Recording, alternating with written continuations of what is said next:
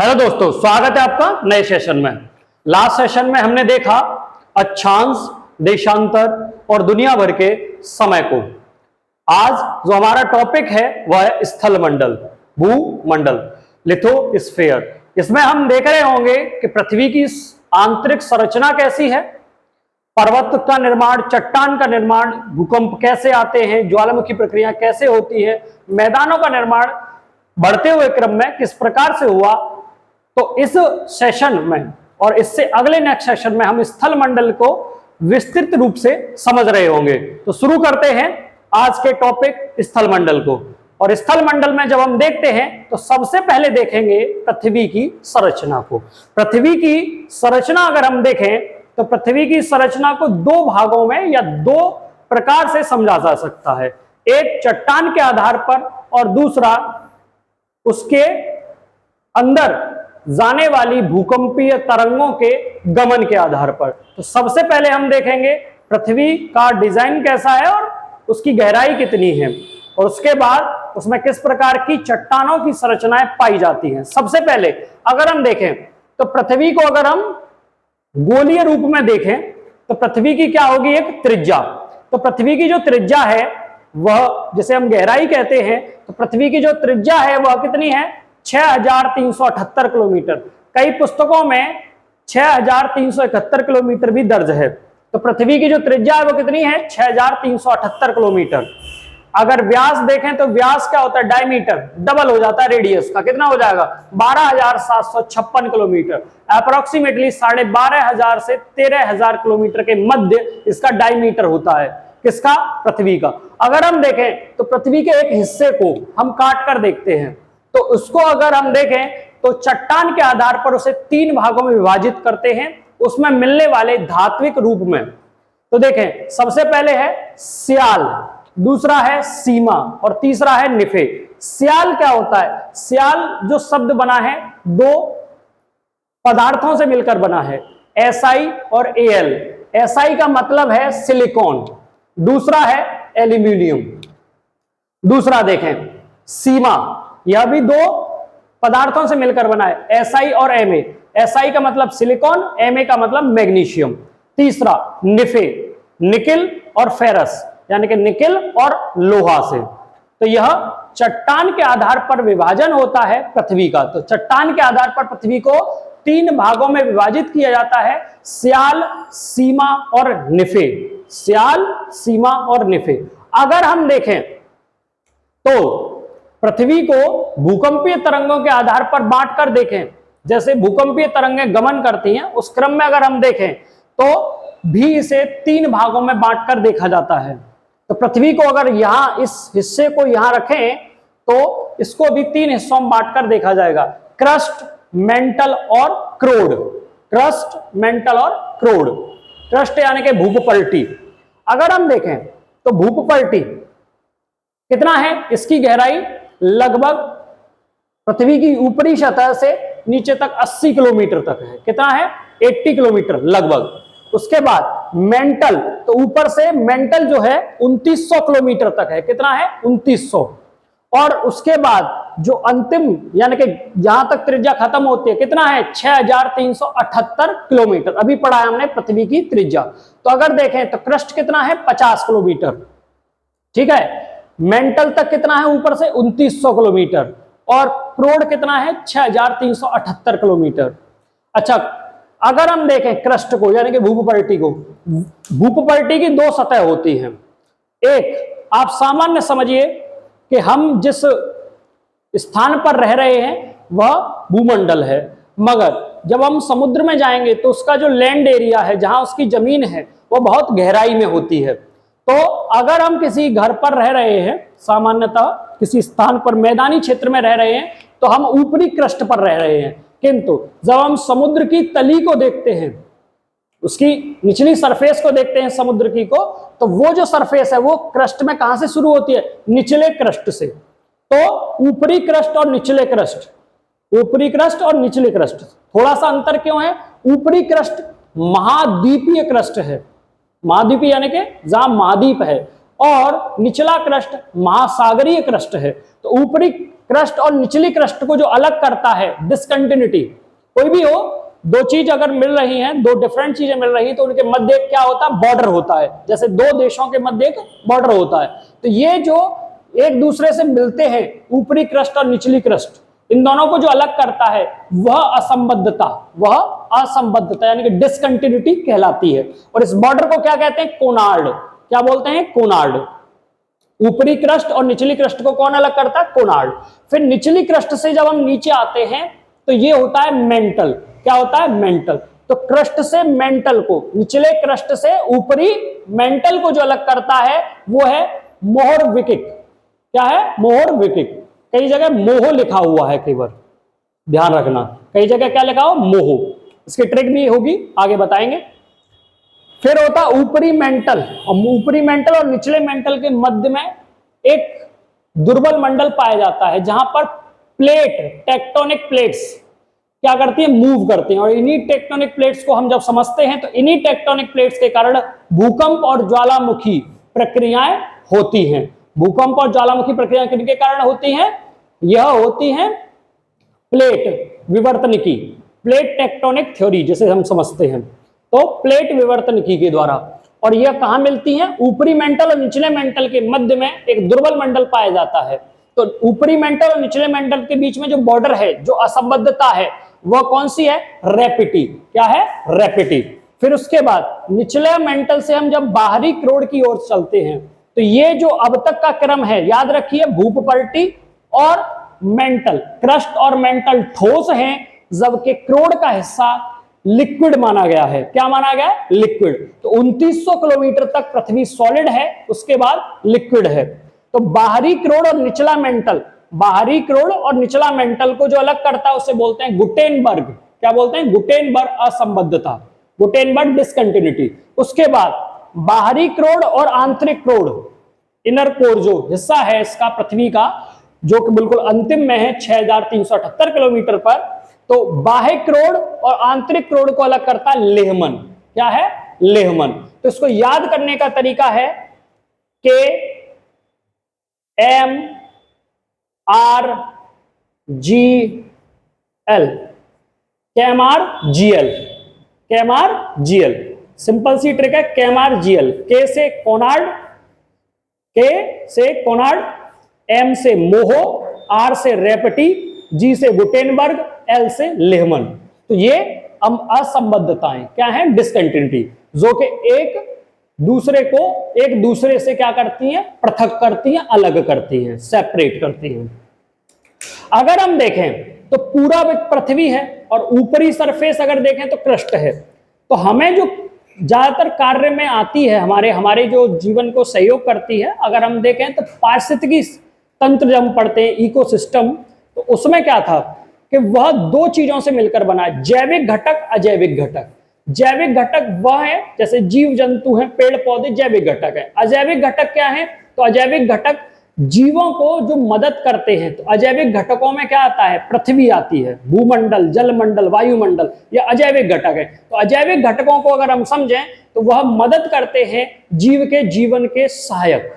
तो अगर देखें तो भूपपर्टी यानी क्रस्ट में सबसे अधिक कौन सा तत्व मिलता है, तो पृथ्वी में नहीं, पूरी पृथ्वी की बात नहीं, केवल ऊपरी क्रस्ट की बात कर रहे हैं हम। तो ऊपर की जो क्रस्ट है उसमें सबसे ज्यादा मिलने वाला तत्व है ऑक्सीजन। कौन सा तत्व है, ऑक्सीजन। और दूसरा बड़ा तत्व है सिलिकॉन। कितना है, 27.7%। तो अगर पूछे क्रस्ट में सबसे ज्यादा तत्व कौन सा मिलता है, oxygen 46% approx, and the silicon 27.7%। अगर हम ऑल ओवर पृथ्वी की बात करें, पूरी पृथ्वी की बात करें, तो इसमें सबसे ज्यादा जो तत्व मिलता है वह है लोहा। क्या है, लोहा 35%, और सेकंड पर है ऑक्सीजन 30%। तो आप समझे, क्रस्ट यानी कि ऊपरी सरफेस में सबसे ज्यादा मिलेगा क्या, आपको मिलेगा सबसे ज्यादा ऑक्सीजन, फिर मिलेगा आपको सिलिकॉन। पूरी पृथ्वी में सबसे ज्यादा क्या मिलता है, लोहा 35%, और सेकंड ऑक्सीजन 30%। तो यह रहा पृथ्वी, और पृथ्वी के विभाजन के रूप में हम देखा चट्टान के आधार पर विभाजन, और दूसरा यह भूकंपीय तरंगों के आधार पर। अब भूकंपीय तरंगों को यहां पे समझ लेते हैं तो क्लियर थोड़ा हो जाएगा।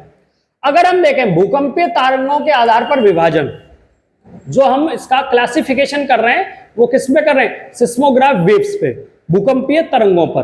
तो अगर हम देखें प्राथमिक तरंगें, प्राइमरी वेव्स, अगर हम प्राइमरी वेव्स को देखें तो ये सभी माध्यम में चलती है। सभी माध्यम यानी कि ठोस, द्रव, गैस, तीनों माध्यम में प्राइमरी वेव्स गमन करती हैं। ये बात याद रखिएगा, तीनों माध्यम में, ठोस में भी चल सकती है, गैस में भी चल सकती है और द्रव में भी चल सकती है। कौन सी? प्राथमिक तरंगें, प्राइमरी वेव्स। इनकी गति सर्वाधिक होती है, यह बहुत तेज चलती है मगर इनकी फ्रीक्वेंसी कम होती है, इनकी फ्रीक्वेंसी कम होती है, याद रखिए इस बात को। द्वितीयक तरंगें, एस तरंगें केवल किसमें चलती हैं? ठोस माध्यम में। यह द्रव और गैस में नहीं चलती है, केवल सॉलिड्स में चलती हैं। इनकी जो गति होती है वो पी तरंगों से कम होती है और आवृत्ति पी से अधिक होती है। सेकेंडरी वेव्स की, याद रखिए, द्वितीयक तरंगें केवल ठोस माध्यम में चलती हैं और इनकी गति पी से कम और आवृत्ति पी से अधिक होती है। तीसरा, धरातलीय तरंगें, लेयर वेव्स। मगर एल तरंगें जब हम इन्हें बोलते हैं तो इसलिए नहीं बोलते कि लेयर वेव्स है, इसकी जो खोज की थी धरातलीय तरंगों की, सरफेस वेव्स की जो खोज की थी वो एडवर्ड लव के द्वारा की गई थी। तो एडवर्ड लव के नाम पर एल तरंगें बोला गया इसको। यह सतह पर चलती हैं, किस पे चलती हैं? सतह पर। और याद रखिए ये अनुप्रस्थ और अनुदैर्ध्य दोनों होती हैं, लॉन्गिट्यूडनल एंड ट्रांसवर्स दोनों वेव्स हैं ये, याद रखिए। और सबसे ज्यादा विध्वंसक अगर पूछा जाए, सबसे ज्यादा खतरनाक वेव्स इनमें से कौन सी है, तो आप बताएंगे धरातलीय तरंगें, क्योंकि धरातलीय तरंगें इंसान से सीधा कांटेक्ट रखती हैं और सबसे ज्यादा विद्रूपता, सबसे ज्यादा विध्वंस यही मचाती हैं। इनकी गति सबसे कम होती है मगर आवृत्ति सबसे ज्यादा होती है। आप समझिए, आवृत्ति को जब हम समझा रहे हैं तो किस प्रकार से आवृत्ति को समझा रहे हैं। प्राइमरी वेव्स ऐसे चलती हैं, द्वितीयक तरंगें ऐसे चलती हैं, जबकि ये जो धरातलीय तरंगें हैं ये ऐसे चलती हैं। तो आप समझ आए, फ्रीक्वेंसी इनकी सबसे ज्यादा है। तो धरातल का हिस्सा सबसे ज्यादा कौन हिलाती है? तो धरातलीय तरंगें। समझ में आए आपके? तो फ्रीक्वेंसी कम ज्यादा होने का मतलब क्या है? कम होगी तो नुकसान कम होगा, फ्रीक्वेंसी ज्यादा होगी तो नुकसान ज्यादा होगा। अब समझें, ये द्वितीयक तरंगें ठोस में चलती हैं और हमने बोला था कि मेंटल जो है, मेंटल तक ठोस है, उसके बाद ठोस नहीं है। तो कैसे पता चला? ऐसे पता चला क्योंकि यहां तक 2900 किलोमीटर तक एस वेव्स जाती हैं। एस तरंगें कहां तक जाती हैं बेटा? तो एस तरंगें जाती है मेंटल तक, 2900 किलोमीटर तक। और 2900 किलोमीटर तक जाती हैं, इस वजह से क्या कहा जाता है कि मेंटल तक का हिस्सा ठोस है और जो प्राइमरी तरंगें हैं जो कि प्रत्येक माध्यम में चलती हैं वो यहां तक जाती हैं, यानी कि सेंटर ऑफ अर्थ तक। तो जब हम देखते हैं तो ठोस में जाने वाली तरंगें हैं सेकेंडरी वेव्स, और ये कहां तक जाते हैं? केवल मेंटल तक। ये क्रोड में यानी क्रोड में नहीं जाती हैं। इस वजह से यह कहते हैं कि क्रोड का हिस्सा द्रव है जबकि मेंटल तक का हिस्सा ठोस है। और मेंटल कहां तक है? 2900 किलोमीटर तक। कितना है? 2900 किलोमीटर तक। आया समझ में? अब देखते हैं चट्टानों को। चट्टान क्या होती है? हम जानते हैं कि पृथ्वी पर चीका है, मिट्टी है, रेत है, सिल्ट है। पृथ्वी पर रेत है, चीका है, सिल्ट है ना। और अगर हम देखें तो पृथ्वी की जो पपड़ी है यानी कि सरफेस है, उसी सरफेस से एक संरचना बनती है जिसे चट्टान कहते हैं। पृथ्वी की जो सरफेस है उसकी जो कंपोनेंट्स हैं, उन कंपोनेंट से जो एक संरचना बनती है उसे क्या कहते हैं? चट्टान कहते हैं। आप चट्टान को कोई भी चट्टान देख सकते हैं, वह किससे बनी है? पृथ्वी की संरचना से। ऐसा तो नहीं है कि उसके लिए जो मटेरियल है वो कहीं बाहर से आया हो, पृथ्वी से ही बना है। अगर हम देखें तो पृथ्वी की पपड़ी से बनी संरचना को क्या कहेंगे? चट्टान, रॉक्स। रॉक्स तीन तरह की होते हैं, igneous rocks, sedimentary rocks and metamorphic rocks. सबसे पहले आग्नेय चट्टान है, इग्नियस रॉक्स। यह बनती कैसे हैं? बनती ऐसे हैं बेटा, यह मान लीजिए सरफेस है अर्थ की, यहां पर नीचे टेम्परेचर बढ़ा, प्रेशर बढ़ा, तो ये जो पृथ्वी का हिस्सा है यहां से पृथ्वी का जो मलबा है टेम्परेचर बढ़ने के बाद वो बाहर आएगा, जैसे क्या कहेंगे? लावा। क्या कहते हैं? लावा। और ये लावा जो है बाहर निकलता है। बाहर निकलता है तो ये क्या, किसका निर्माण करेगा? यह लावा जो है बाहर निकलेगा, ज्वालामुखी। इस प्रक्रिया को क्या कहते हैं? जब जमीन तोड़कर लावा पृथ्वी से बाहर, पृथ्वी की सतह से बाहर आता है तो इसे क्या कहते हैं? लावा। और यह प्रक्रिया पूरी क्या कहलाती है? ज्वालामुखी, वोल्केनिज्म। समझिए, ज्वालामुखी प्रक्रिया के द्वारा जो लावा बाहर निकलता है, लावा के ठंडा होने से, लावा के ठंडा होने से जो चट्टानों का निर्माण होता है उन्हें हम आग्नेय चट्टानें या इग्नियस रॉक्स कहते हैं। तो लावा के ठंडा होने से बनती हैं आग्नेय चट्टानें। तो ये जो आप देख रहे हैं चित्र, ये लावा का है। जमीन तोड़कर टेम्परेचर बढ़ा, प्रेशर बढ़ा, तो यह लावा बाहर आ गया और इससे एक चट्टान का निर्माण हुआ, जिस चट्टान का नाम है आग्नेय चट्टान है। अगर हम देखें, जो चट्टान जल्दी ठंडी होगी वह उतनी प्योर होगी, जो चट्टान समय लेकर ठंडी होगी बहुत लंबे समय के बाद ठंडा लावा होगा और चट्टान बनेगी, उसे इम्प्योर कह सकते हैं आप। समझिए, जो कांच जल्दी ठंडा हो जाता है वो अच्छा क्वालिटी का होता है, जो लंबे समय में कांच ठंडा होता है वो लो क्वालिटी का होता है, और जो हाई क्वालिटी का होता है वो लंबे समय तक टिकता है, चमकदार रहता है। तो समझिए, लावा के ठंडा होने से बनती है, रवेदार होती है यानी क्रिस्टल होते हैं, कठोर होती हैं, सॉलिड्स होती हैं और परतहीन होती हैं। इनमें लेयर्स नहीं होती, एक के ऊपर आप समझिए कोई सैंडविच नहीं बन रहा है, सीधे सीधे कठोर संरचना बन रही है। तो ये कैसी है? परतहीन। इसमें जीवाश्म नहीं होते, कोई पेड़ पौधे नहीं होते हैं, सब खत्म हो जाता है। अगर लावा कहीं गिरता, आप देखें बहुत अधिक टेम्परेचर होता, वहां से फ्लाइट नहीं गुजर सकती है, वहां आदमी जिंदा नहीं रह सकता है, इतना टेम्परेचर होता, तो वहां कुछ भी नहीं बचता है, कुछ भी नहीं बचता है, याद रखिए। तो वहां पर जीवाश्म नहीं होते, कोई भी फॉसिल नहीं होता है, वहां केवल क्या होता है? मेटल्स होते हैं। क्या मिलते हैं आपको? आग्नेय चट्टानों में क्या मिलते हैं बेटा? मेटल यानी कि धातुएं। अच्छा, जीवाश्म नहीं होते। ऐसी चट्टानों के नाम, तो ग्रेनाइट की चट्टानें, ग्रेनाइट की चट्टानें, बेसाल्ट, गैब्रो, ये चट्टानें कैसी हैं? तो यह आग्नेय चट्टानें हैं। कैसी चट्टानें हैं? आग्नेय चट्टानें। दूसरा, अवसादी चट्टान, सेडिमेंट्री रॉक्स। देखिए होता क्या है, मान लीजिए यह एक जो चट्टान आपको दिखाई दे रही है, ये जो चट्टान है यह आग्नेय चट्टान है। यहां जमीन है, भूमंडल है, और यहां पर पेड़ हैं। क्या है? पेड़। अब आग्नेय चट्टानों में क्या हुआ? चटकन पैदा हुई। क्या हुई? चटकन, क्रैक्स आए। क्रैक्स आएंगे तो आपने सुना होगा अक्सर कि पर्वतों पर क्या हो गया? लैंडस्लाइड, भूस्खलन हो गया, और ये जमीन के जो बड़े बड़े, ये जो चट्टान के बड़े बड़े टुकड़े हैं, यह ऊपर से कहां आएंगे बेटा? पेड़ पौधों के ऊपर। पेड़ पौधे क्या हो जाएंगे? दब जाएंगे इसमें, और हजारों वर्षों के बाद यही पेड़ पौधे जीवाश्म का रूप, कोयले का रूप लेते हैं। क्या लेते हैं? कोयले का रूप लेते हैं। तो आग्नेय चट्टानों में जब चटकन पैदा होती है, भूस्खलन होता है, तो वह पेड़ पौधों के ऊपर गिरता है, और पेड़ पौधों के ऊपर जब गिरता है तो एक नई चट्टान का निर्माण होता है। किसका होता है? एक नई चट्टान का निर्माण होता है। तो इस चट्टान को क्या कहते हैं? अवसादी चट्टान है, या जीवाश्म चट्टान है। फॉसिल चट्टान है, सीधे पेड़ पौधे अगर दब गए और हजारों वर्षों के बाद यह पेड़ पौधे जीवाश्म का रूप लेंगे तो ये क्या कहलाएगी? जीवाश्म चट्टान है। यह कैसी चट्टानें होती हैं? परतदार। लैंडस्लाइड लगातार होता रहता है, एक बार में नहीं होगा, धीरे धीरे होता जाएगा, तो हर बार एक नई लेयर का निर्माण होगा। तो ये कैसी चट्टान होगी? परतदार चट्टानें। ऐसी चट्टानों में क्या मिलता है आपको? कोयला। क्या मिलता है? कोयला, ग्रेफाइट। ये सब किसके उदाहरण हैं? अवसादी चट्टानों के, सेडिमेंट्री रॉक्स। तीसरा क्या होता है? तीसरा होता है रूपांतरित चट्टानें। होता क्या है समझिए, आग्नेय चट्टानों में जब टेम्परेचर प्रेशर में परिवर्तन आएगा, अवसादी चट्टानों में जब टेम्परेचर और प्रेशर में चेंज आएगा, तो वह अपना रूप परिवर्तित कर लेते हैं। कैसे? आप समझिए, बर्फ है, बर्फ को अगर हम टेम्परेचर दें तो वो किस में बदल जाएगी? पानी में। फिर अगर पानी को टेम्परेचर दें तो वो किस में बदल जाएगी? वाष्प में, गैस में बदल जाती है। उसी प्रकार जब हम आग्नेय और अवसादी चट्टानों में टेम्परेचर और प्रेशर का चेंज होता है, अब आग्नेय व अवसादी चट्टानों में ताप व दाब के परिवर्तन से जो निर्माण होता है उसे क्या कहते हैं? रूपांतरित चट्टानें। क्या कहते हैं उसे? रूपांतरित चट्टानें। रूपांतरित चट्टानें कौन कौन सी होती हैं? तो समझिए, स्लेट है, क्वार्टजाइट है, संगमरमर है। तो जो सफेद पत्थर होता है वो किस? चूना पत्थर जिसे कहते हैं, क्या बोलते हैं? चूना पत्थर, लाइमस्टोन। लाइमस्टोन किस में बदल जाता है बेटा? मार्बल यानी संगमरमर में। किस में बदल जाता है? संगमरमर में। ठीक है।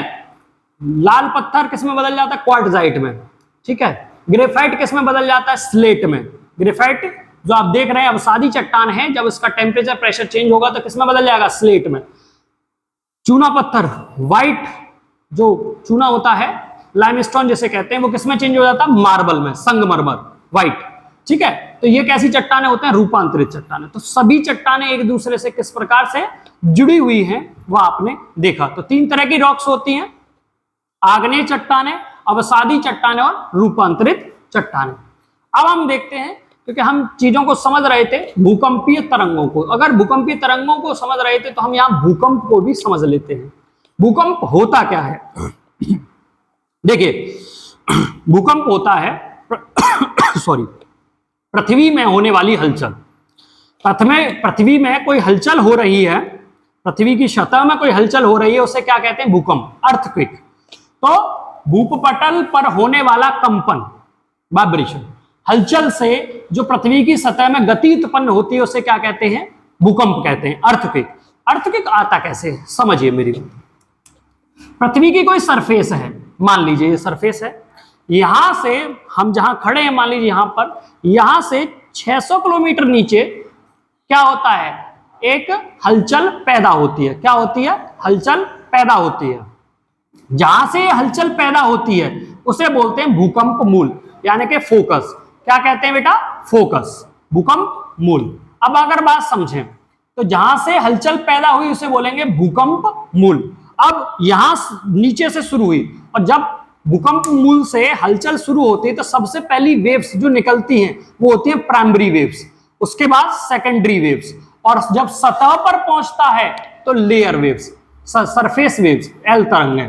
तो आप समझिए, यहां से निकला, इसे बोलेंगे भूकंप मूल। जहां पर सबसे पहले महसूस होता है भूकंप उसे बोलते हैं अधिकेंद्र। जैसे यहां आकर महसूस हुआ तो क्या कहेंगे? अधिकेंद्र, एपीसेंटर। और एपीसेंटर को देखें तो एपीसेंटर का मतलब पृथ्वी पर जहां सबसे पहले भूकंप के झटके, भूकंप महसूस हो, अनुभव हो, उसे क्या कहेंगे? अधिकेंद्र। आया समझ में?